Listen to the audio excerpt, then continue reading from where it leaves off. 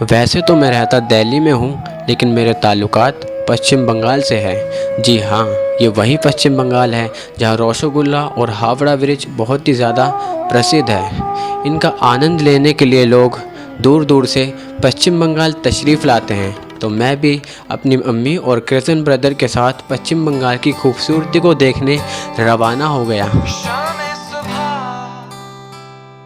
Finally we boarded the train and starting our journey. In the journey we are going to take a lot of fun. शाम सुबह मिलते नहीं, खालिद है पर दिलचस्प भी। ट्रेन में खाना खाने का एक अलग ही मज़ा है। तो वक्त बर्बाद ना करते हुए मैंने छोले कुलचे लिए और उसे स्वाद से खाने लगा।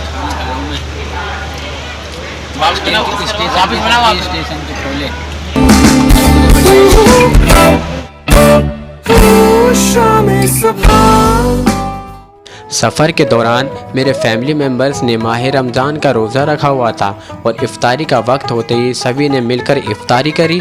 और बताया जाता है कि रोज़ेदार को दो खुशियाँ मिलती है, एक तो जब वो अपनी इफ्तारी करता है और दूसरा खुद अल्लाह अपने हाथों से रोज़ेदार को उसका बदला देंगे।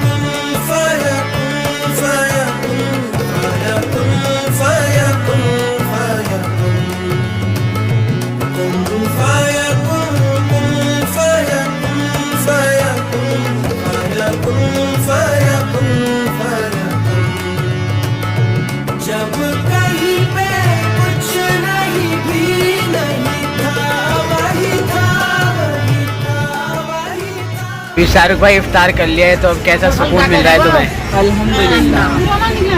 अच्छा, एक एक दाने में अल्लाह ने जो मज़ा रखा है वो रमज़ान में महसूस हो जाता है।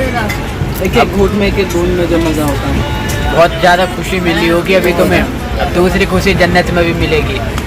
बेशक बेशक।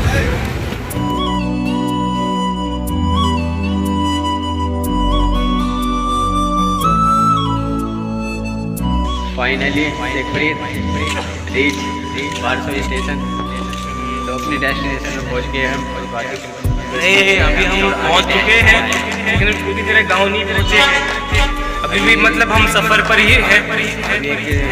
ट्रेन है, उसको चेंज करना है, फिर हम एग्जैक्ट लोकेशन पे पहुंच जाएंगे। वारसोई स्टेशन पहुंचने के बाद हमें अपने मंजिल तक पहुंचने के लिए एक दूसरी ट्रेन से सफ़र करना पड़ा, क्योंकि पहली ट्रेन जिसका नाम था नॉर्थ ईस्ट एक्सप्रेस, उसका स्टॉप वारसोई जंक्शन तक ही था। तो लगभग 45 मिनट के सफ़र के बाद हम पहुंच गए रायगंज स्टेशन, जो थी हमारी मंजिल।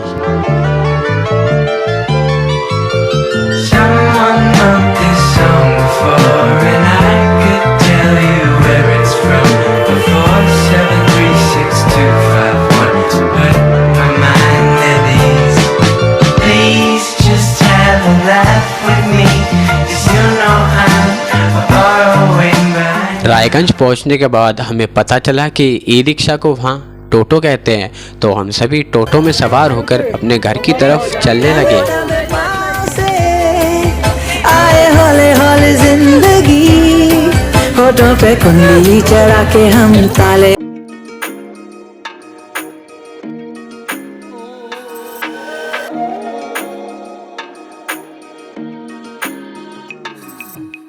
पहले दिन की शुरुआत गांव की हरियाली देखकर हुई और खेतों की इस खूबसूरती को देखते हुए अपने फ़ोन के कैमरे के ज़रिए इसे कैद करना मेरे लिए लाजमी हो गया था। तो देखिए, कैद का मतलब जेल में बंद करना नहीं, इसका मतलब है कैप्चर करना। क्या हुआ, नहीं समझे? चलिए समझाते हैं। समझाते नहीं, दिखाते हैं।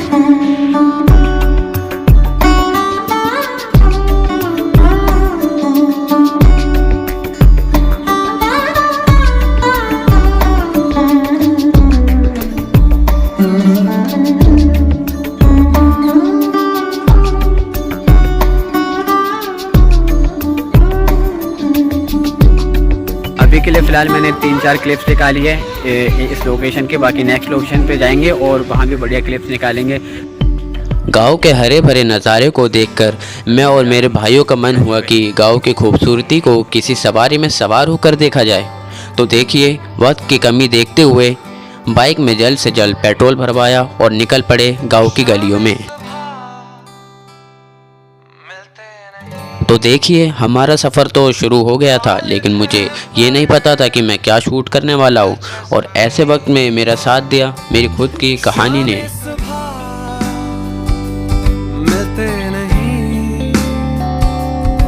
अभी फ़िलहाल अत्तर भाई इतने से एरिया से बाइक निकालेंगे, वहाँ तक जाना है, तो मैं उतर गया हूँ और शेख फरीद भाई भी उतर गए। गांव के सुहाने मौसम में गांव की गलियों में सफ़र करना हमारे लिए एक अलग ही एहसास था। मैं शुक्रिया कहूँगा उन सभी लोगों को जिन्होंने गांव की खूबसूरती को बड़े ही पारंपरिक तरीके से बरकरार रखा। आकिल हूँ मैं, आसिम नहीं, जाकिर करे वो। तो देखिए एक साधन, 3 दोस्त या दोस्तों जैसे भाई जब सफ़र में निकले हो और लोकेशन पता ना हो कि हमें जाना कहाँ है, बस निकल पड़े हैं एक यादगार पल के खोज में, तो यकीनन सच मानिए जेब में पैसे हो या ना हो, पल यादगार ज़रूर बन जाता है। और इस यादगार पल को फिर से यादगार तरीके से दिखाने के लिए हमारा कैमरा हमारी बहुत मदद करता है, जो हमारे इमोशंस को रिकॉर्ड करता है।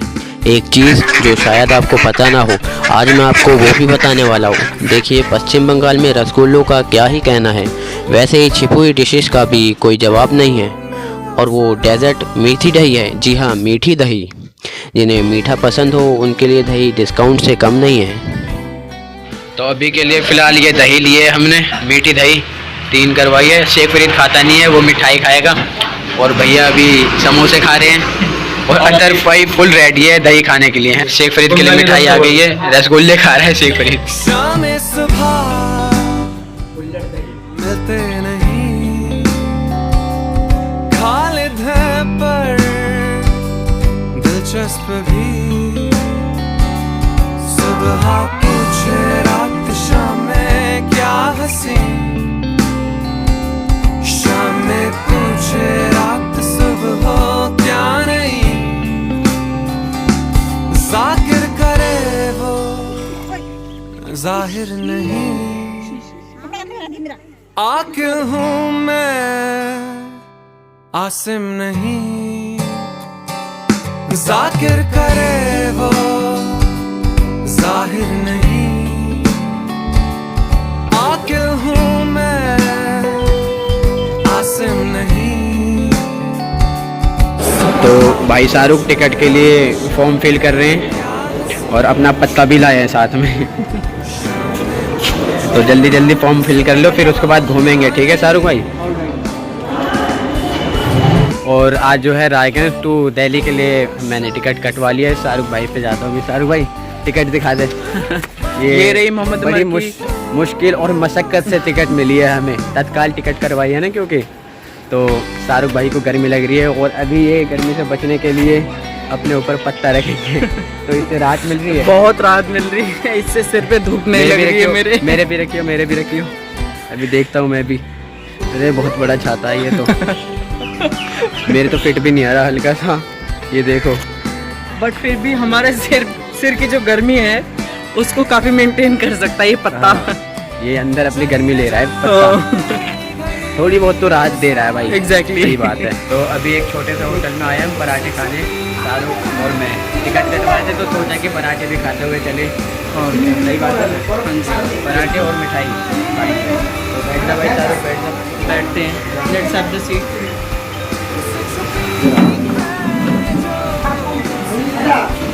तो हमारे पराठे आ गए हैं, और शाहरुख के भी, शाहरुख तो स्टार्ट भी करने जा रहा है। शाहरुख भाई अपना लेट्स स्टार्ट करते हैं इससे। चाशनी से बहुत बढ़िया लगती है, मज़ा आ गया। शाम सुबह मिलते नहीं। देखते देखते कब एक हफ़्ता हो गया पता ही नहीं चला, और इन एक हफ्तों में मुझे सीखने को बहुत कुछ मिला। इस सफ़र में जाने से मुझे एक बात समझ में आई कि हर गली, हर सफ़र और हर कोने में कोई ना कोई कहानी ज़रूर होती है। कभी वो छिपी होती है तो कभी हमारी आंखों के सामने होती है, लेकिन हम उन्हें नज़रअंदाज कर देते हैं, और कभी हम उन्हें समझ नहीं पाते। लेकिन ऐसी कहानी जो जानना बहुत ज़रूरी है, क्योंकि ऐसी ही कहानियाँ होती है जो आपको बहुत कुछ सिखा जाती है। तो मिलेंगे फिर से बहुत जल्द एक नई कहानी के साथ। जाकिर करे वो जाहिर नहीं।